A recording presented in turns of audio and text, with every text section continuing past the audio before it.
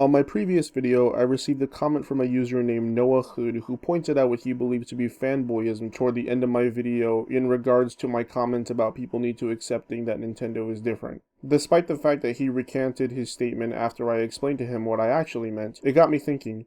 Perhaps I should have elaborated on this a little bit more, and this entire scenario could have been avoided.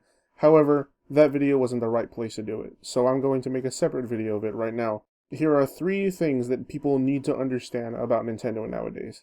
So here we go. Shut the hell up and listen.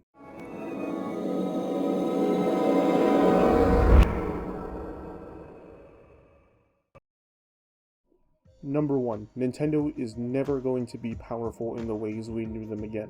That's all in the past. Nintendo has not been able to compete on a hardware aspect since the days of the Wii, and it's been that way ever since. Why is this? Well, think of it this way. Nintendo's target demographic is, was, and always will be children. That is their first and foremost target priority, to sell things to children. Children do not buy their own things generally, their parents buy them for them. Tell me this, if you were a parent and you saw 3 consoles on a shelf, one was a $500 Xbox, one was a $400 to $500 PS4, and one was a child-friendly appearing $300 Wii U console, which would you be more likely to buy for your child? Precisely the reason that Nintendo chooses this route. Because they know that they will appeal to children and they will appeal to the parents who will buy those things for their children. If Nintendo were to put out a $600 super powerful console, yeah, that would satisfy us, the adult gamers, but what we need to understand is that not only are we not Nintendo's target demographic, but we're also not as common as we like to think we are. We are massively outnumbered by the amount of child consumers that buy Nintendo products.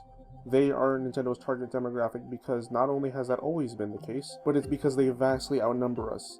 It's the same reason that we don't see remakes of Mother 3 in America despite the supposedly numerous amount of people that keep asking for it. They gather in one place and they think that their numbers are larger than they actually are, but in reality, their numbers just aren't big enough to justify the action that they want to take place. And that's where point number 2 comes into play.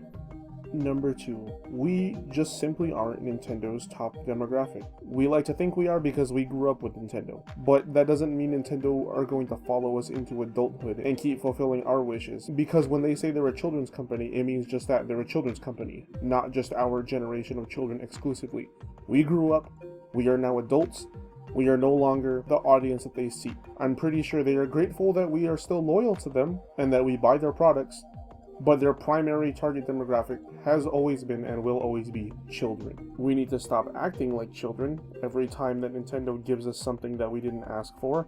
We need to stop pretending that we are Nintendo's top demographic because we simply aren't. Times have changed, we have all changed, but Nintendo's target demographic has not. And lastly, number 3. If you look back, Nintendo's handhelds have always drastically outsold their consoles, or at least performed marginally better. That is something that a lot of people fail to realize, but that is something that has literally been the case since the days of the NES. The Game Boy outsold the NES, the GBA outsold the GameCube, the DS outsold the Wii, the 3DS outsold the Wii U. That's how it's been, that's how it likely always will be. Why? Because that's where Nintendo triumphs. Anyone that's dared tried to fit themselves into the handheld gaming industry that isn't Nintendo has quickly been shoved aside. The Vita, out of there. The PSP, it held some ground, but it was out of there soon enough as well. And that is exactly why, logically, each and every one of you should be praying that the NX is a handheld, or is at least marketed as one. The fact that, according to the rumors, it can be played on a TV screen does not make it a console. The GBA could be played on a TV screen using a GameCube docking station. It's a handheld. If the NX is a handheld, it is most likely going to be a massive hit. At least a considerable enough hit to keep Nintendo afloat. And if this is a sign that Nintendo is trying to go full handheld gaming, I'm a-okay with that, because that means that we're going to get some awesome, untouchable first-party games that we can take anywhere in the palm of our hands, and then come home and play it on the TV screen. It's basically what the Wii U tried to do, but didn't do.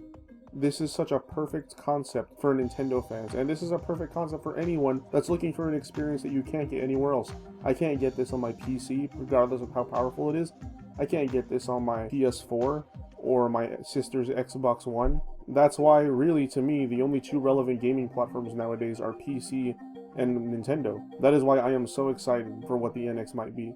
Because if these rumors are true, and it's looking like some of them might actually be, this could be a very good thing for Nintendo. And so yeah, there you have it, a more in-depth explanation to what I meant in my last video. I'm sorry this is kind of short. I'm working on another video about the Wii U that I can hopefully get out soon. I just really wanted to go over this with you guys because I figured that this is something that needed to be further explained. And I'm sorry for hammering so much on the fact that we aren't Nintendo's target demographic and that that's supposed to be children, but I just really want to make sure that this isn't something people overlook.